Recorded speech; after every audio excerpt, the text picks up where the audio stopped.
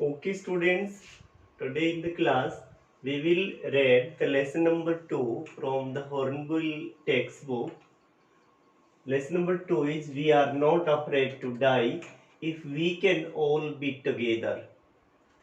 Title क्या है? We are not afraid to die, कि हम मरने से नहीं डरते अगर सारे साथ मरे तो, मिलकर टुगेदर साथ साथ मरे तो नहीं डरते। तो ये एक स्टोरी जो है, एक फैमिली की स्टोरी है। उस फैमिली की स्टोरी में जो ये कोटेशन जो टाइटल बनाया है, ये राइटर जो है, नरेटर, उसके बेटे ने इस लेसन के बीच में, स्टोरी के बीच में कहा था ये लाइन, उसी को टाइटल बना दिया। ओके, तो we are not afraid to die if we can all be together. अगर हम साथ साथ रहें और मरें तो हमें डर नहीं लगता। तो ये बड़ी ही ब्रेवरी की स्टोरी है, कोरेजियस स्टोरी है और बड़े ऑप्टिमिस्टिक स्टोरी है ये, by Gordon Cook and Alan East. Gordon Cook एक सेलर हैं जो जेम्स जो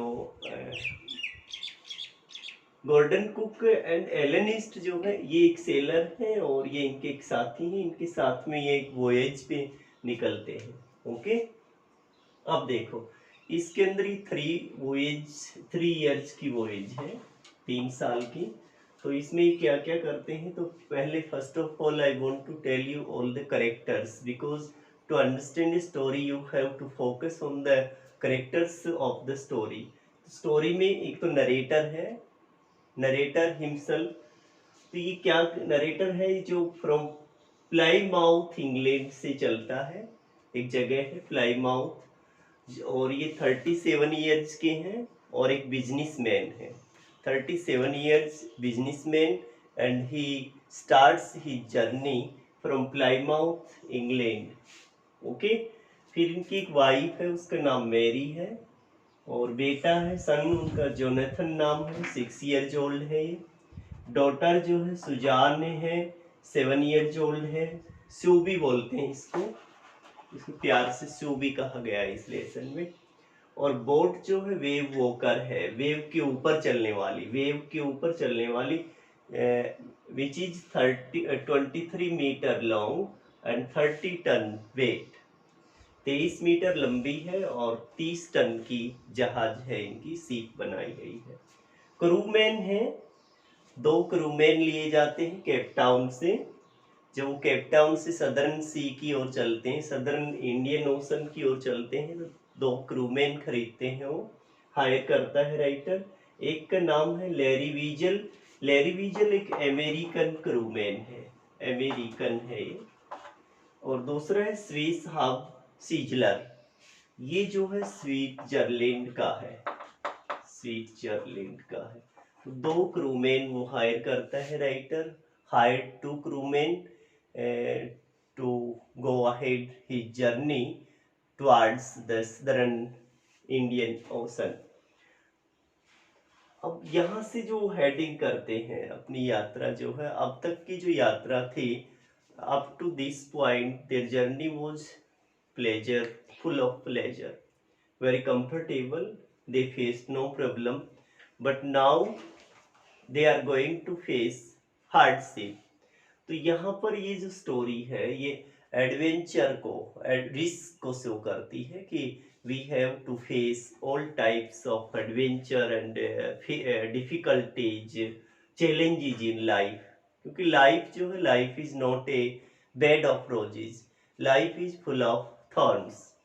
लाइफ एक खेल नहीं है, life is not a play, life is not a game of joker, game of बेफून।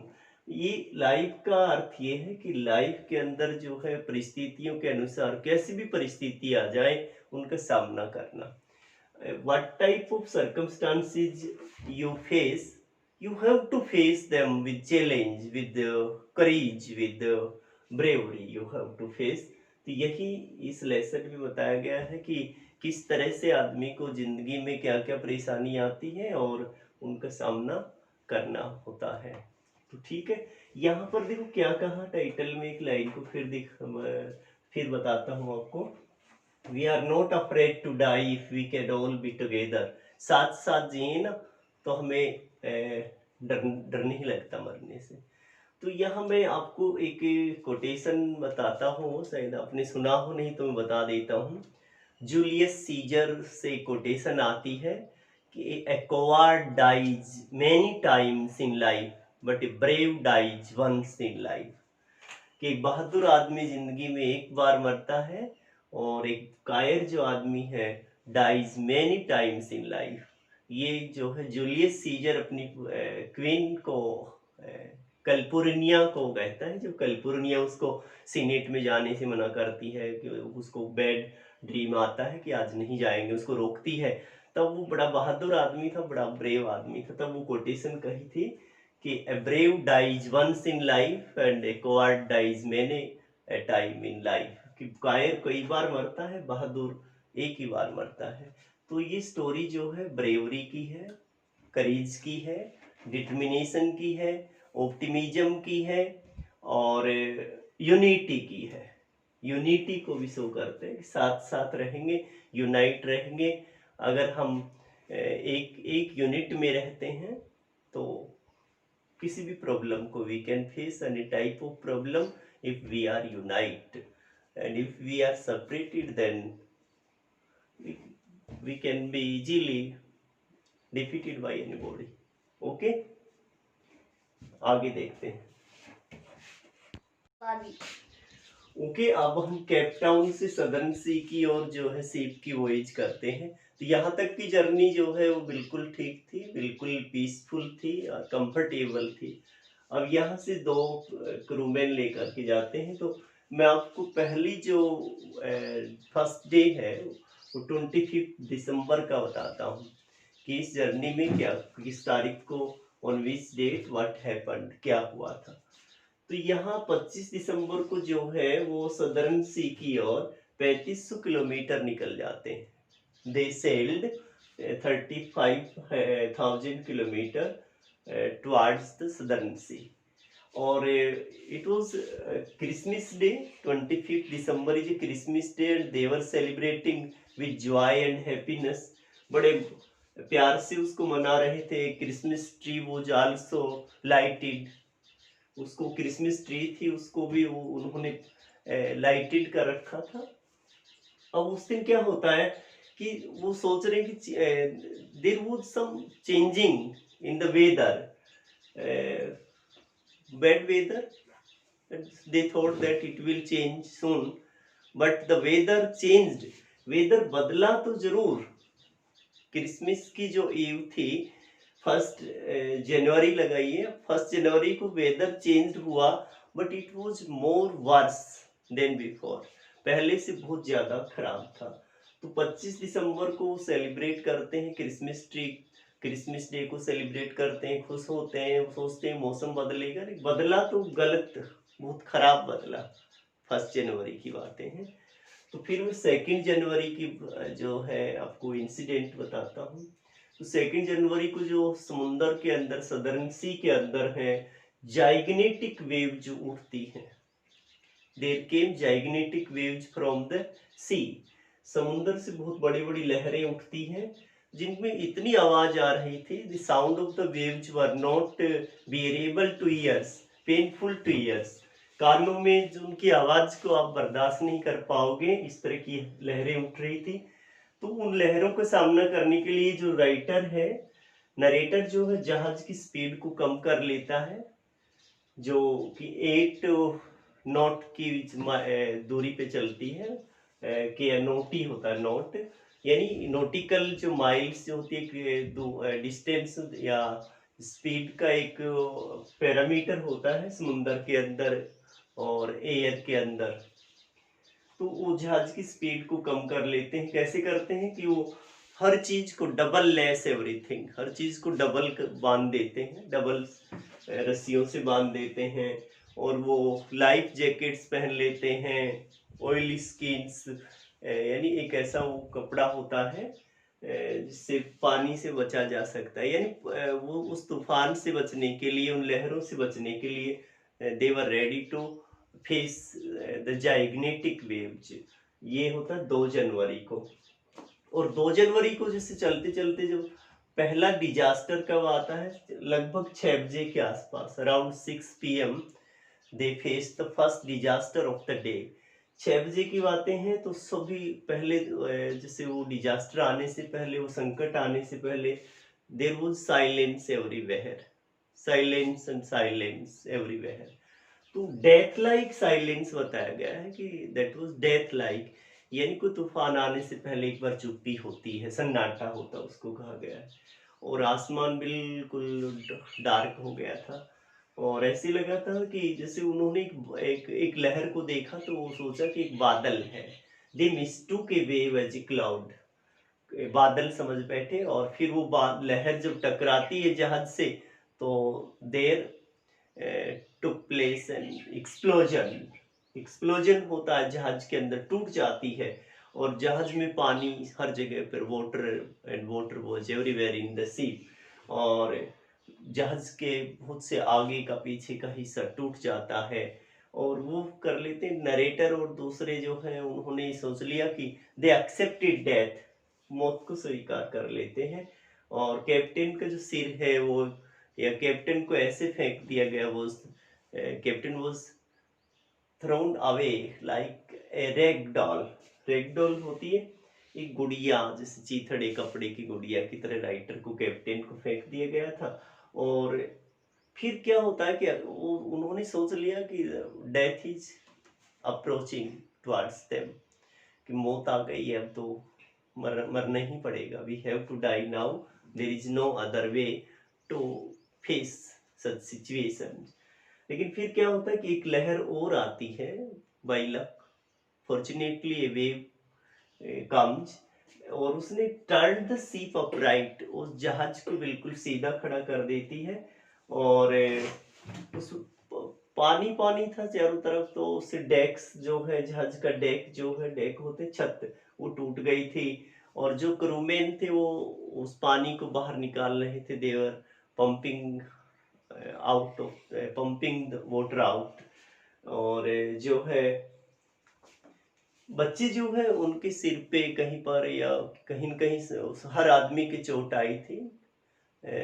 They got injury in their head and some parts of the body. और जो हैंड पंप थे उनके जहाज में वो ब्लॉक हो गए थे, इलेक्ट्रिक पंप था वो भी काम करना बंद कर दिया था। मेडे कॉल किया तो वहां से कोई रिप्लाई नहीं आया। मेडे कॉल होता है कि जहाज का एक संपर्क होता है कि मुसीबत के अंदर जैसे वो अपने एक जो कंट्रोल रूम होता है वहां से फोन करते हैं, बात करने की कोशिश करते हैं रेडियो पे, वो भी कोई रिप्लाई नहीं आया। और फिर वो स्यू जो है अब अपने फादर को कहती है कि नहीं, चिंता की बात नहीं है, मेरे कुछ कोई चोट नहीं है, क्योंकि उसकी आंखों पे, आंखों के ऊपर जो है स्वोलन हो गया था, ब्लैक आईज हो गई थी। तो इस तरह से बच्चे जो है अपने फादर को, they didn't want to make him worry to tell about their injury, अपनी अपनी जो चोटों को बारे में बता करके अपने पापा को परेशान नहीं करना चाहती हैं। ओके, आगे देखते हैं। तो 3 जनवरी को क्या हैपेंड होता है, तो 2 जनवरी को तो बड़ा ही डिजास्टर का सामना करना पड़ता है, पानी पानी हो जाता है, जहाज टूट जाता है।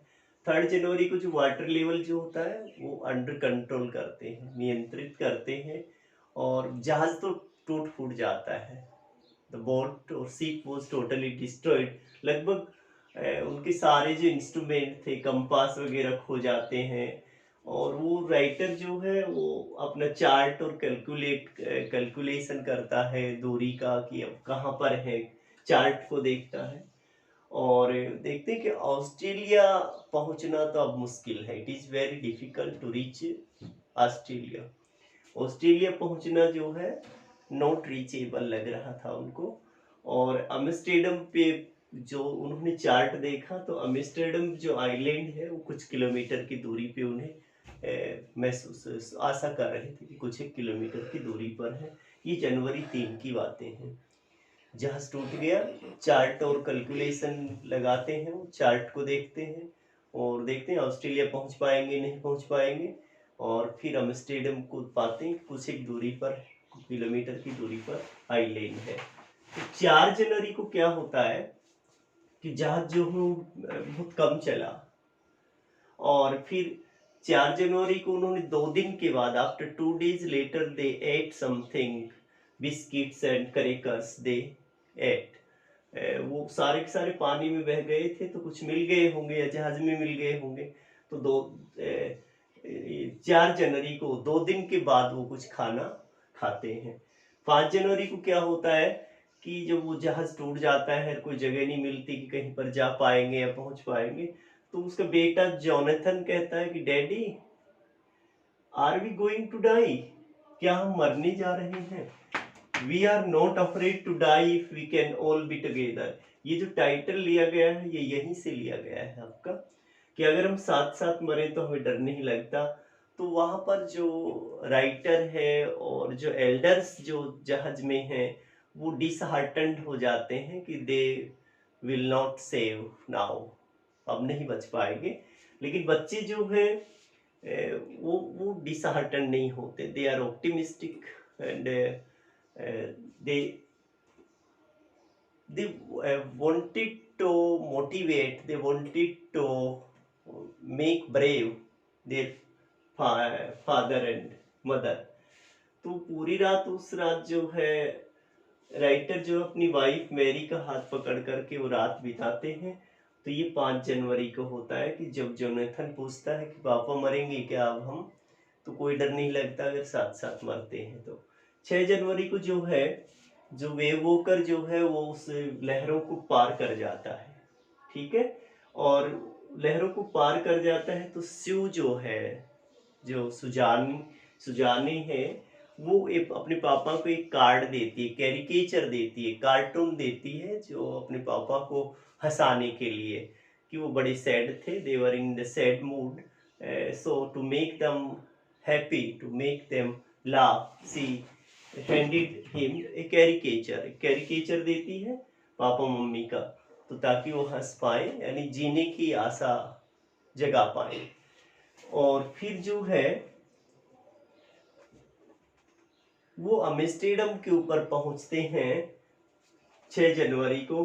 तो वो कहते हैं कि पापा you are the best daddy in the world, best daddy in the world, कि तुम्हारे जैसा पापा कोई नहीं है, you are the best captain है, आप बहुत अच्छे कैप्टन हैं।